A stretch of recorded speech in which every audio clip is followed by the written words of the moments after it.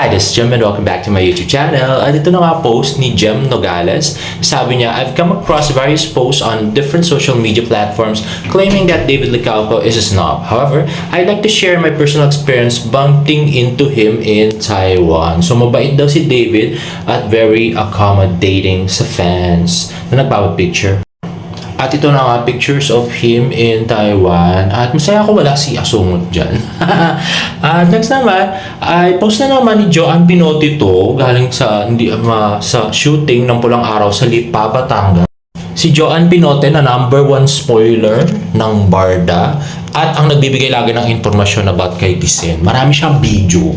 Sabi, ano daw siya kamag-anak at marami raw siyang alam tungkol kay Kisen. So, yun na nga. Kung gusto nyo marami malaman, kay Joanne Pinote kayo magtanong. Or Jintas Baby. At next naman na yung super gwapo at super bait na si Alden Richards na nagpa-picture sa mga fans sa set din ng Pulang Araw. Ayun o, kita natin ang costume ni Alden Richards.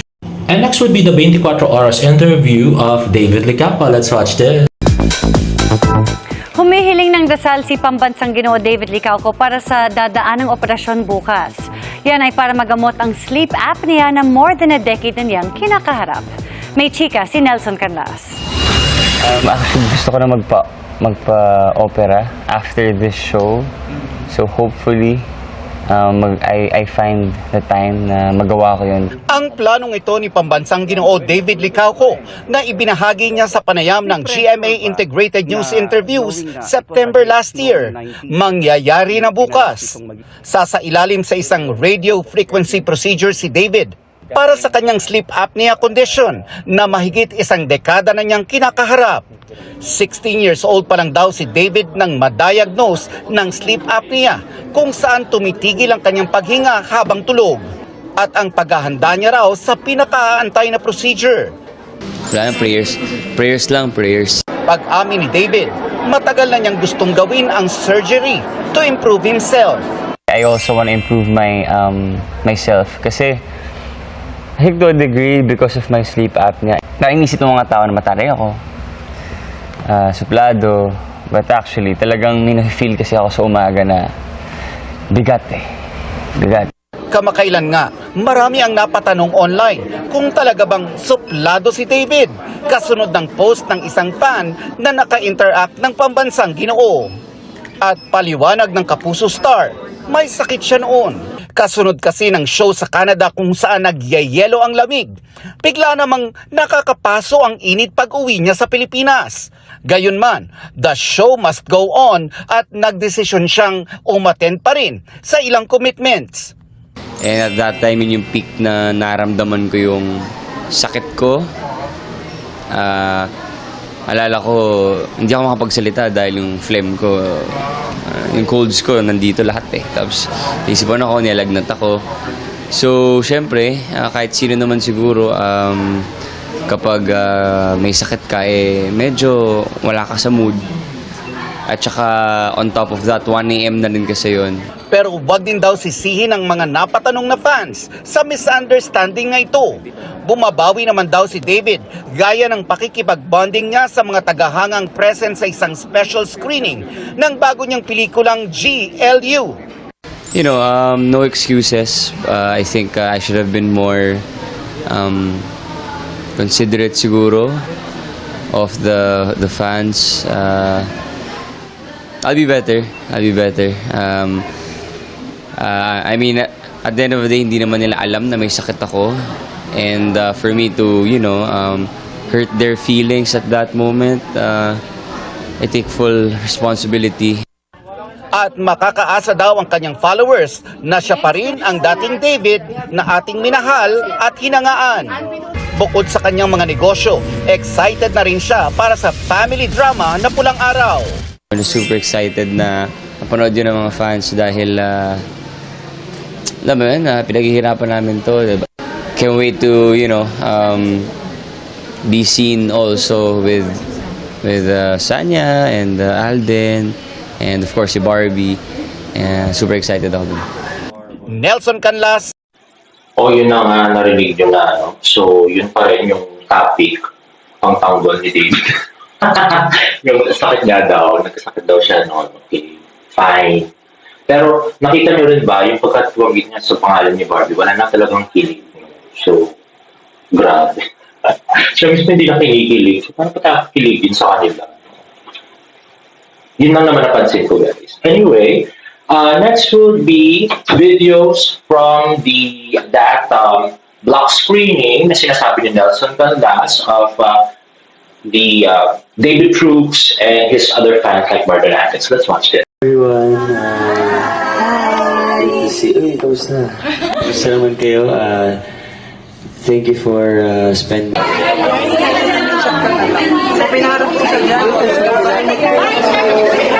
Okay na po, thank you.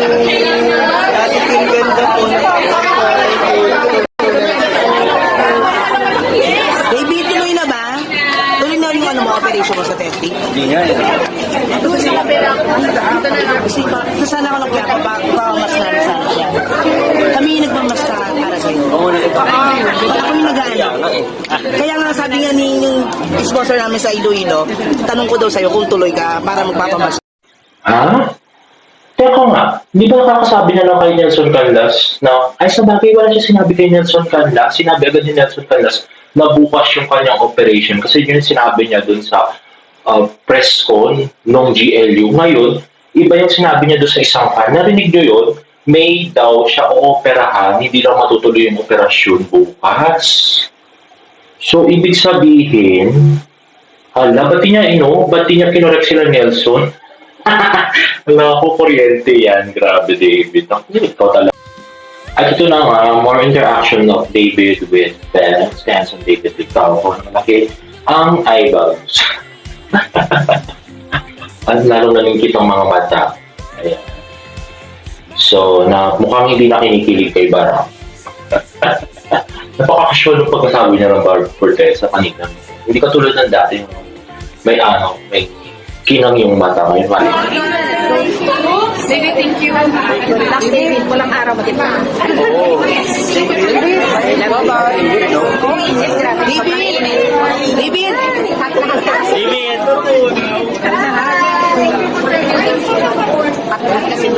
David! Go!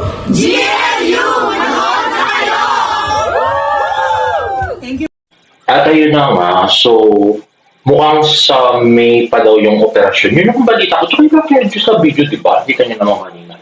Tapos, ang chismis pa, di ba yung Kuya Korea sa SM Clark, from December, tapos na-move na, ngayon daw may yata siya, bubuksan yung 3 resto. Tapos, may chismis lang, chismis daw, di umano. Hindi galing sa akin, mga chismis lang, na baka June daw yun mangyari kasi daw, ewan ko, parang yung sales yata hindi ganun kataas. Chismis, sabi nila, di ba? Yung mga sabi-sabi, alam niyo naman ako. At next naman ay yung behind the scenes ng GLU that was shot 5 years ago. Grabe. So, kung si Barbie to, nung mga panahon na yun, parang in Die Will Always Love You pa yung ginagawa niya, no? Si Derek. Sila pa ni Derek, no? Ang magka-partner. Ayan, si Derek. Please, nandiyan ako. Nakita mo yan, diba? Grabe. Kompleto, no? Batang-bata pa si David ng mga panahon na yun. Yan yung mga panahon na halos kagagawa niya lang yung Mo Twister interview. Yung mga doggy style. At yun naman.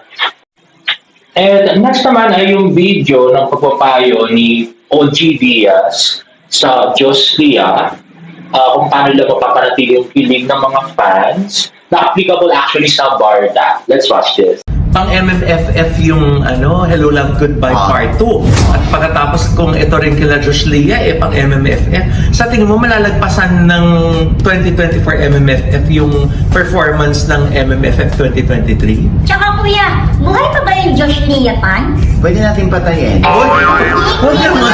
Sa akin Tinatanong ko lang. makapagtanong ka ng buhay pa. Buhay pa, Buhay pa! Ako, Josh Lea fan ako.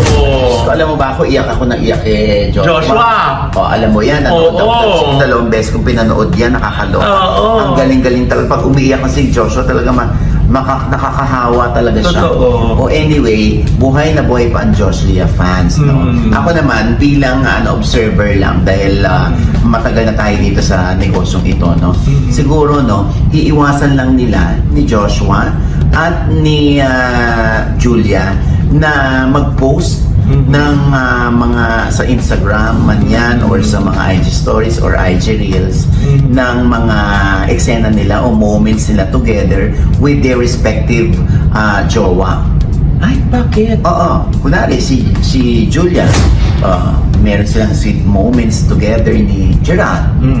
Alisin muna natin yun. Pati yung si Joshua, yung kanyang non-showbiz girlfriend na sinong pangalan nun? Emilien Vigier. Oo, na isang athlete. Oh, nice! Isa siyang Phil French athlete. Oh, yeah. Nay, back to sa sinasabi mo, bakit kailangan hindi mo na sila magpo-post ng mga pictures nila ng mga sweet moments together with their respective partners? Para buo pa rin yung ilusyon ng mga tao, ng mga manonood, na yung kilig nila ay buo pa din, hindi mabibitin.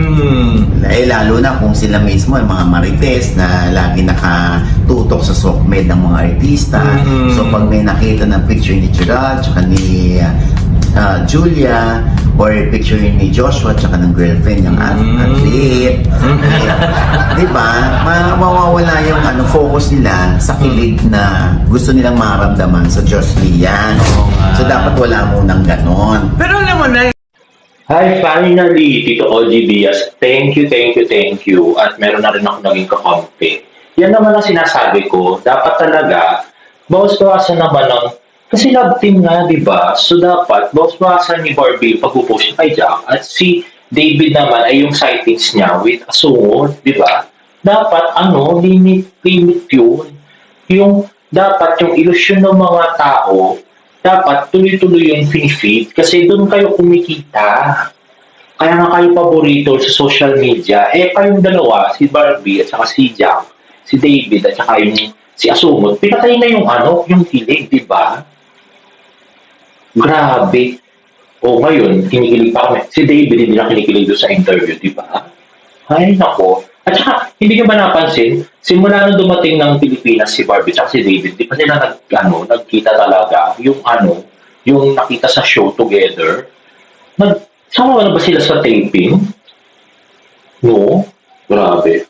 So, wala nang sightings na nakikita sila together, no? Grabe. So, anong klaseng love team yun? Love team ba talaga sila? Baka naman, hindi na sila kakontratang love team. Baka tayo na lang nag-iilusyon. Anyway, guys, if you like this video, please give it a thumbs up and please subscribe to my YouTube channel for more further updates. See you in my next vlog. Bye!